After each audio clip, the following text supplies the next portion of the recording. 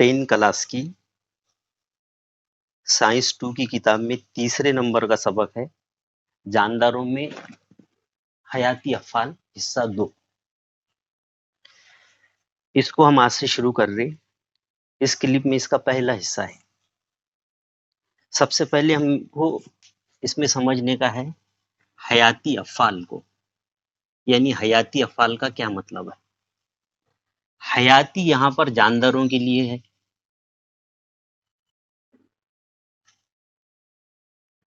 और अफ़आल यानी काम, यानी जानदारों के काम। हयाती अफ़आल की तारीफ हम इस तरीके से बयान कर सकते कि ऐसे काम या ऐसे अफ़आल जो जानदार जिंदा रहने के लिए अंजाम देते हैं, यानी इन अफ़आल को अंजाम दिए बगैर जानदार जिंदा नहीं रह सकते। जैसे अमल तनफ़ुस है, यानी सांस लेना और सांस छोड़ना। इसी तरीके से तग़ज़िया है, यानी ग़िज़ा को हासिल करना और उसका इस्तेमाल करना। दौरान खून, इस्तखराज, यानी गंदे मादों का जिस्म से बाहर खारिज करने का अमल। इसी तरीके से इसी फहरिस्त में एक अमल और शामिल है जिसको हम आमतौर पर तौलीद कहते हैं। अब तौलीद जानदारों के जिंदा रहने के लिए जरूरी अमल नहीं है, लेकिन जानदारों की नूह को बाकी रखने के लिए या जानदारों की नूह की बका के लिए तौलीद का अमल जरूरी है।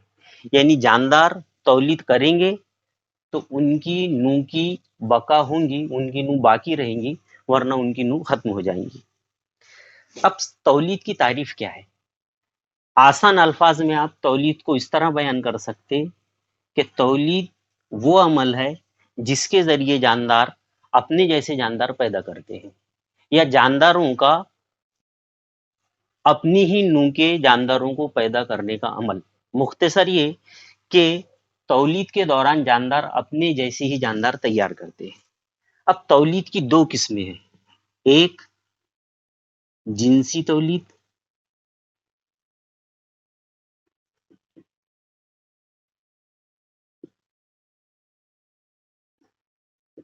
और दूसरे गैर जिनसी तौलीद। अब सबसे पहले जिनसी तौलीद किसको बोलते हैं। जिनसी तौलीद यानी तौलीद का वो अमल जिसमें नर ज़ौजा और मादा ज़ौजा, नर और मादा ज़ौजों के मिलाप से नया जानदार तैयार होता है, उसे जिनसी तौलीद कहते हैं। लेकिन गैर जिनसी तौलीद में नर और मादा ज़ौजों के बगैर मिलाप के नया जानदार तैयार होता है। जैसा मिसाल के तौर पर अगर फर्ज कर लो ये एक तालाब है, ये तालाब का पानी, यहाँ पर एक मादा मेंढक आया और उसने अपने मादा ज़ौजों को यहाँ पर खारिज कर दिया। बिल्कुल इसी जगह पर नर मेंढक पहुंचेगा, यहाँ पर वो अपने नर ज़ौजों को खारिज करेगा। नर ज़ौजों में हरकत के लिए फ्लैजेला मौजूद होते हैं, इसलिए ये हरकत करते करते एक नर ज़ौजा एक मादा ज़ौजे से मिलता और आगे चलकर इससे नया मेंढक तैयार होता।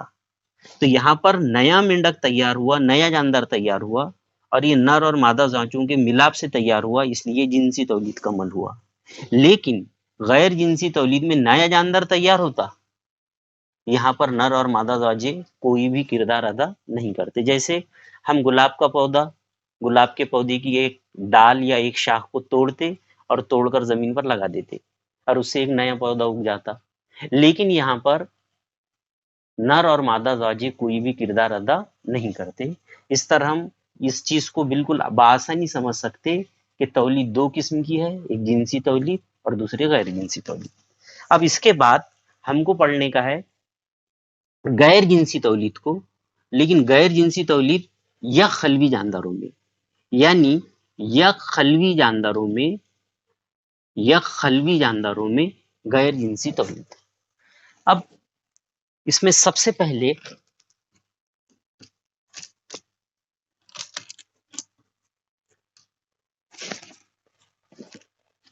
गैर या खलवी जानदारों में गैर जिनसी तौलीद में सबसे पहले तकसीम दुई।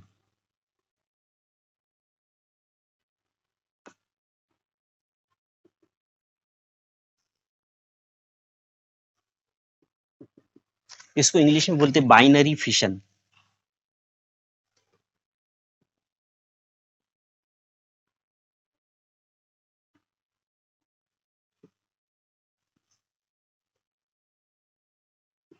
بائی یعنی دو، بائنری فشن، فشن یعنی ٹوٹنا، مطلب ایک خلیہ ٹوٹ کر دو خلیے بننے کا عمل. اس میں ہوتا کیا؟ بالکل سادہ طریقے سے ہم اس کو اس طرح سمجھ سکتے ہیں کہ ایک خلیہ تقسیم ہو کر دو خلیے تیار کرتا. اب خاص طور پر یہ تولید کا عمل یا خلوی جانداروں میں، اور اس میں بھی امیبا، پیرامیشیم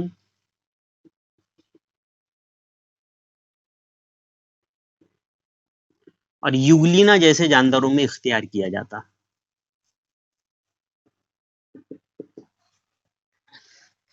صرف فرق اتنا پڑتا کہ ہر جاندار تقسیم ہوتے وقت تقسیم کا محور ہر جاندار میں ایک جیسا نہیں رہتا. جیسا مثال کے طور پر فرض کر لو یہ ایک امیبا ہے،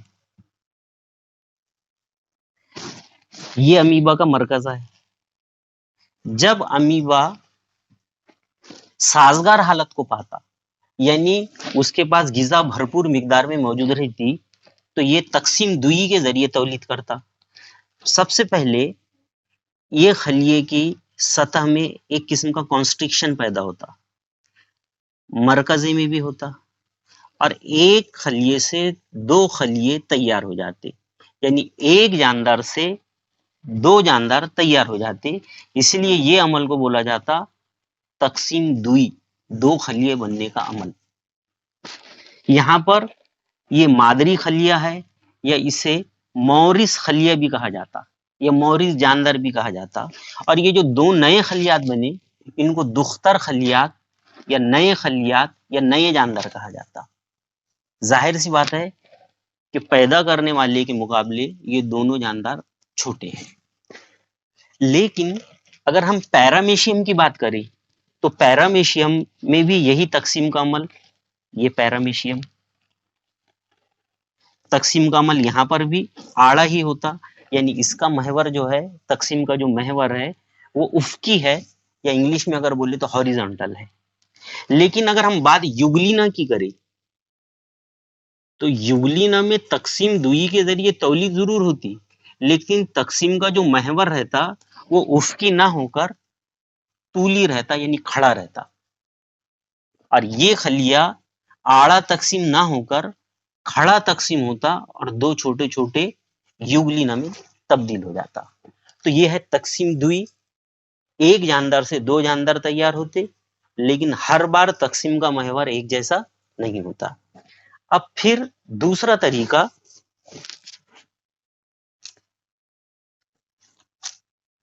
یک خلوی جانداروں میں غیر جنسی تولید کا دوسرا طریقہ ہے کثیر تقسیم. دوسرا طریقہ ہے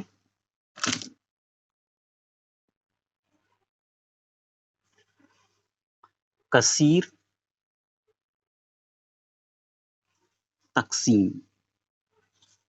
یہ طریقے سے تولید کی جاتی امیبا میں. امیبا غیر جنسی طریقے سے تولید کرتا تو یہ طریقہ کہلاتا کثیر تقسیم کا طریقہ. لیکن فرق کیا ہے؟ جب امیبا تقسیم دوئی کرتا تو وہ سازگار حالت میں کرتا، جب غذا بھرپور مقدار میں موجود رہتی. لیکن کثیر تقسیم کا طریقہ وہ اس صورت میں اختیار کرتا جب غذا وافر مقدار میں موجود نہیں رہتی، یعنی غذا کی قلت ہوتی. اب فرض کر لو یہ امیبا ہے، اور آپ کو یہ معلوم ہے کہ امیبا حرکت کرنے کے لیے قاذب پیروں کا استعمال کرتا، لیکن حالات ناسازگار ہے اس لیے اس کو حرکت کرنے کی کوئی ضرورت نہیں ہے. وہ اپنے خلوی جھلی پر قاذب پیر تیار نہیں کرتا، اس لیے وہ گول یا بیضوی ہو جاتا. اور اپنی حفاظت کے لیے، کیونکہ حالات جو ہے وہ ناسازگار ہے، وہ اپنی حفاظت کے لیے اپنے اطراف ایک جھلی تیار کر لیتا. یہ امیبا کے اطراف یہ حفاظتی جھلی ہے، اس کو انگلش میں سسٹ کہا جاتا اور اردو میں کیسا کہا جاتا. ایک قسم کی تھیلی ہے، یہ غلاف ہے، اس کی وجہ سے وہ محفوظ ہے ناسازگار حالات سے.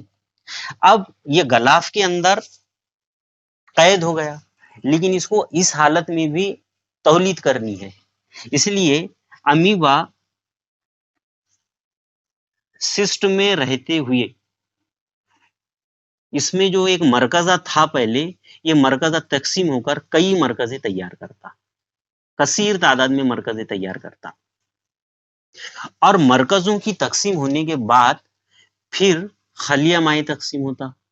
یہ خلیہ مائع تقسیم ہو گیا، جس نے یہ خلوی جھلی نے یہ مرکزے کو گھیر لی، یہ خلوی جھلی نے اس مرکزے کو، اس طرح سارے مرکزے اپنی اپنی خلیہ مائع اور خلوی جھلی سے گھرے جاتے۔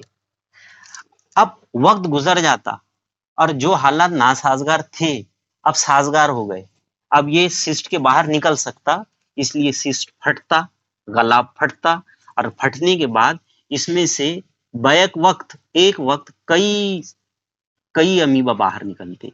اسی لیے چونکہ یہاں پر ایک وقت میں کئی امیبا تیار ہو رہے، اس لیے یہ تولید کا طریقہ کثیر تقسیم کہلاتا، اس کو انگلش میں کہا جاتا ملٹیپل فشن۔ تیسرا، یا خلوی جانداروں میں غیر جنسی تولید کے مختلف طریقے ہم پڑھ رہے، اس میں تیسرا طریقہ ہے کلیاؤ کا طریقہ، اس کو غنچہ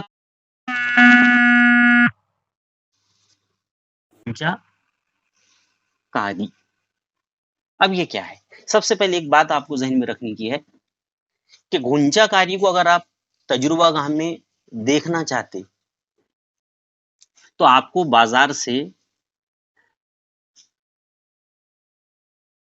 تقریباً 5 سے 10 گرام ایسٹ کا پاؤڈر لانے کا ہے،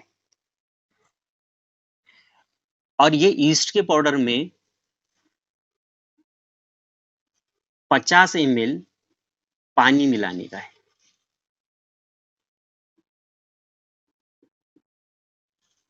اور اسی میں اس کو غذا فراہم کرنے کے لیے، ایسٹ کو غذا فراہم کرنے کے لیے آپ کو یہاں پر تقریباً 10 گرام شکر ڈالنے کی ہے۔ یہ آمیزے کو آپ کو تقریباً 1 گھنٹے تک سیٹل ہونے کے لیے اس کو تولید کا موقع دینے کا ہے، 1 گھنٹے تک اس کو غذا بھی مل رہی اس دوران۔ اب ہوں گا کیا؟ فرض کر لو یہ ایسٹ ہے، ایسٹ بھی ایک خلوی جاندار ہے، یہ اس کا مرکزہ ہے۔ اب اس کو تولید کرنے کی ہے تو سب سے پہلے اس کی خلوی جھلی پر ایک ابھار آتا، بیک وقت 2 ابھار بھی آ سکتے، یا پھر ابھار پر ایک ابھار اور آ سکتا، اور اس کے بعد یہ مرکزہ تقسیم ہوتا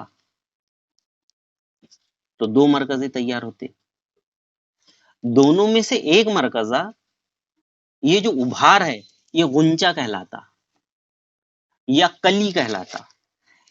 جب یہ غنچہ تیار ہوتا تو پرانے ایسٹ سے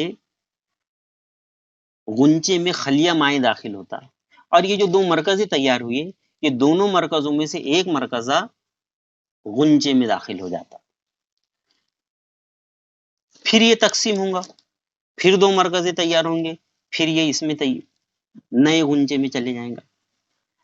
اب یہ غنچے دھیرے دھیرے اپنی جزامت میں اضافہ کرتے، اور ایک وقت وہ آتا کہ یہ پرانے ایسٹ سے اپنے آپ کو الگ کر لیتے، اور یہاں پر ایک آزادانہ طور پر نیا ایسٹ تیار ہو جاتا۔ چونکہ یہاں پر ایسٹ سے نیا ایسٹ تیار ہوا اور یہ غنچہ تیار ہونے کی وجہ سے تیار ہوا، اس لیے یہ غنچہ کاری کا عمل کہلاتا۔ تو یہ ہے یا خلوی جانداروں میں غیر جنسی طریقے سے تولید کا طریقہ۔